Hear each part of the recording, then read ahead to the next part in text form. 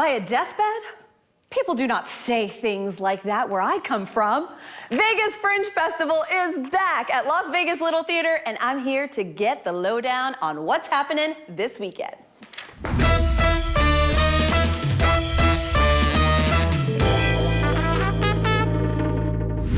Walter, within the theater community, the Fringe Festival is a very exciting time for a lot of performers. We know a little bit of the history dating back from Edinburgh and kind of making its way over here.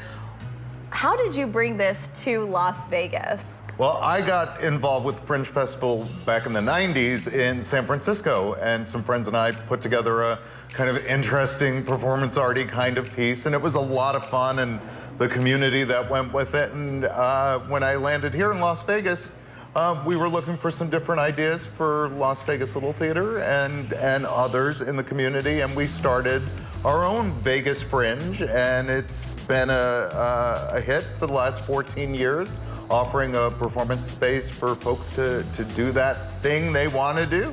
Yeah, and you know, it's interesting knowing about the history. I mean, I mentioned Scotland, but it was really about these theater communities that were coming together. They were supposed to perform, they got uninvited, and then they ended up performing just like on the fringe, essentially, Right. of this festival. So why do you think that that same sentiment of just performing the art and doing theater really still resonates with performers today? Oh, that's at the core of what we do and what we love to do is performing. And especially for us here, the Fringe Festival is about the basics and about the performance.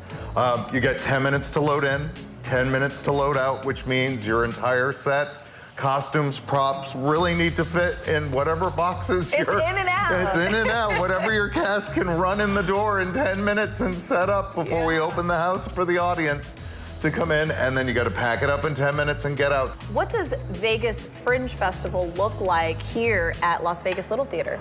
It's a lot of fun. It's a great community of folks that have been involved. Some years we've had 15 productions, some years we've had 4, but it always, the groups come together. There are lots of people that come and stay for all of the shows, and it's a good time. There's discussions in the lobby, and people just hang out and have a good time. And for 2 weekends, it's just about theater. Jacob, you are the director, and you are also in this production, The Abridged Lives of the Saints returns. Yes. Tell us what this production is all about. So the full production is written by David Ives, and there's 9 different sketches.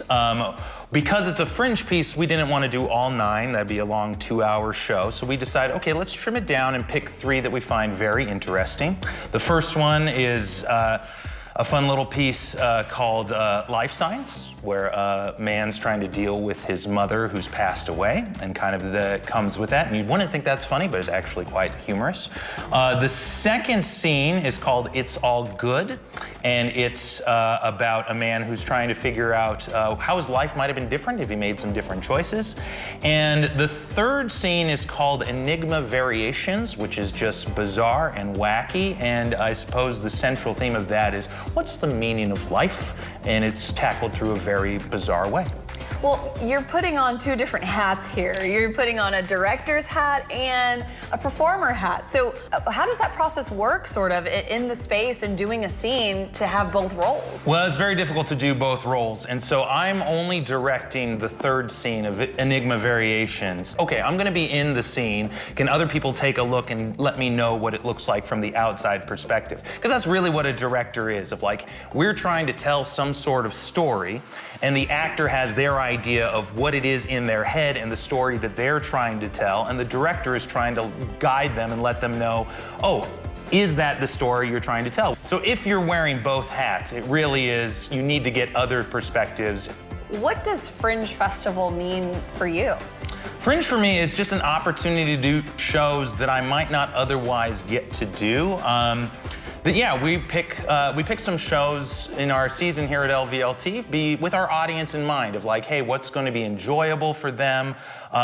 What is going to be something that's going to bring some people in, that they will have fun, that they'll be thinking. And for me, when I'm doing Fringe, I'm picking shows that I think are fun, that are silly, that hopefully connect and get people to think on another level. From an audience perspective, why should people come out and support Fringe Festival? I think you should come out to the Fringe Festival because you're going to see some unique pieces of theater that give you a different idea, that are not that typical theater that you have in your brain. Right. And it's going to, expand your idea of what theater is, what theater can be, and hopefully it hooks you in like it's hooked me. Teresa, you are in 2 of these vignettes in the production we just spoke about. What is it like sort of putting on these 2 different hats with 2 different roles? Well, that's kind of the challenge of Fringe, is you get to do these unconventional parts and have these kinds of roles, or where I'm playing 2 different characters in one show. It's kind of fun. It makes it exciting.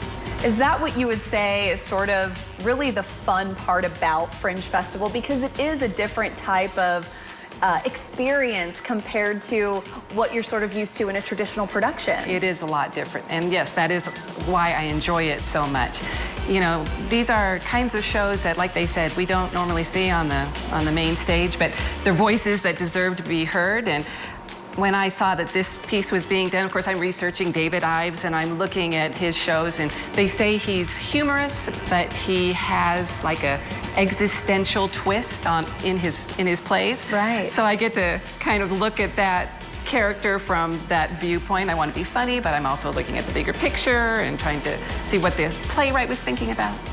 What is the importance of the community showing up, but also for artists to have a space to do this kind of work? You know, that's so important. I mean, the artists depend on the community.